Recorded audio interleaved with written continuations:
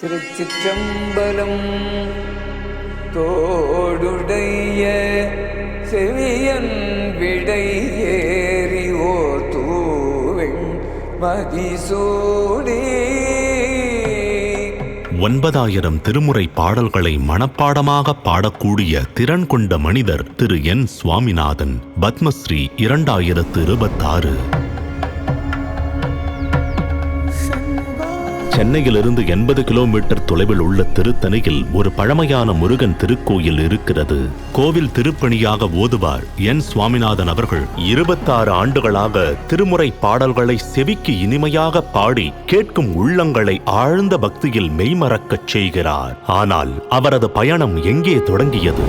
விவசாய குடும்பத்தில் பிறந்த அவர் 14 வயதில் வாழ்க்கையை மாற்றிய ஒரு முக்கியமான தருணத்தை சந்தித்தார். என்னுடைய தகப்பனார் எங்களுடைய சிற்றூரில் இருந்து அண்மையில் உள்ள தெருக்கருகா ஒரு தலத்திற்கு அழைத்து சென்றார். அன்றைய தினம் மதுரை சோமு அவர்களுடைய இசை கச்சேரி நடந்து கொண்டிருந்தது. அவர் இசை கச்சேரி முடிந்த பிறகு அவரிடம் ஆசி பெறுவதற்காக அவரிடம் அழைத்து சென்றார். இந்த பிள்ளையை ஒரு பாடல் பாடச் சொல்லுங்கள் என்று சொன்னார். சிந்தனை செய் மனமே செய்தால் தீவினை அகன்றிடுமே.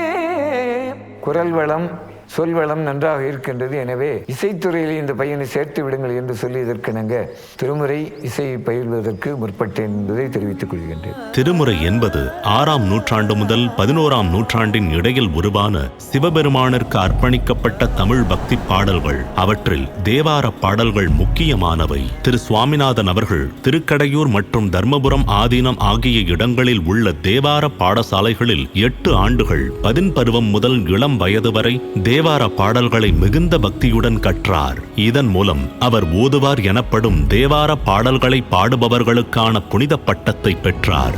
ஓதுவார்களின் தேவார பாடல்கள் பாடும் மரபு ராஜராஜ சோழன் வாழ்ந்த காலத்திலிருந்தே தொடங்கியது.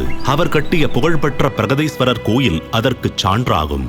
சோழர்கள் சைவ திருக்கோயில்களில் தேவார பாடல்களை கல்வெட்டுகளாக பதிவு செய்து பாதுகாப்பதற்கு பெரும் ஊக்கமளித்தனர். ஓதுவார்கள் ஒரு தனித்துவமான கலைஞர்கள். திருமுறை, குறிப்பாக தேவாரம் பாடல்கள் பண் எனப்படும் தமிழ் இசை வடிவங்களில் அமைக்கப்பட்டுள்ளன. அவை கர்நாடக இசை ராகங்களுக்கு இணையானவை.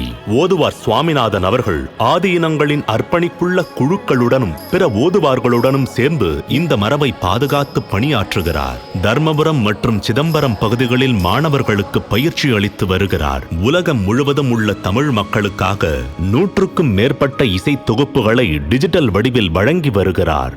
நாம் செய்த தவத்தின் பயனாக வரமாக கிடைக்கப்பெற்ற திருமுறைகள் இயல், இசை, இலக்கணம், இலக்கியம் எல்லாம் பொருந்தியதாக நம்முடைய ஞானசம்பந்த பெருமானோடு அருளாளர்களும் பாடியிருக்கின்றார்கள். அதை பாதுகாக்க வேண்டியது நம்முடைய கடமையாகும். திருச்சிற்றம்பலம்.